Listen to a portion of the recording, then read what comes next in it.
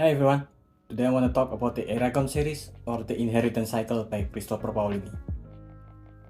Eragon series is a young adult, but for a young adult series, Eragon is actually quite a good book. The movie turns into one of the bad movie that it's boring and badly acted and the dialogue is just trash. But the novel itself, even if it's not a masterpiece, because it's basically just Star Wars in Lord of the Rings setting, but it's done a lot of things really good. The book opens with a party of 3 elves being chased by someone and ends up with 2 of the elves dead and the object they carry being teleported by the remaining elf. She was abducted by her chaser, and then we met Eragon, the titular character. Eragon is an orphan left by his mother on a small farming village Carvajal. He's so bored and out of place that there's a scene depicting him just looking at a carving on a bed, but one day, while he's hunting, he found an egg, the teleported object at the start of the book. And when he carries it home, a dragon came out of it.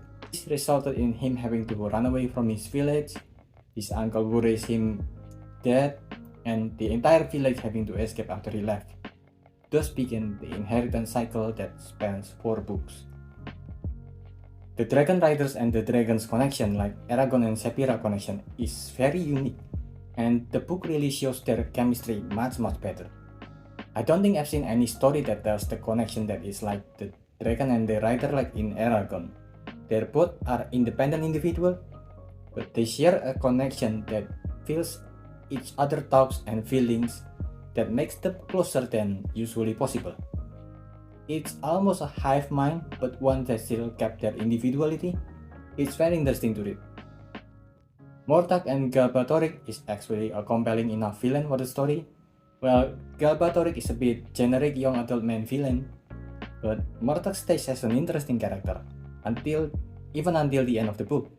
I still hope that a good enough adaptation comes out of this series, since there are a lot of scenes that I think will be iconic.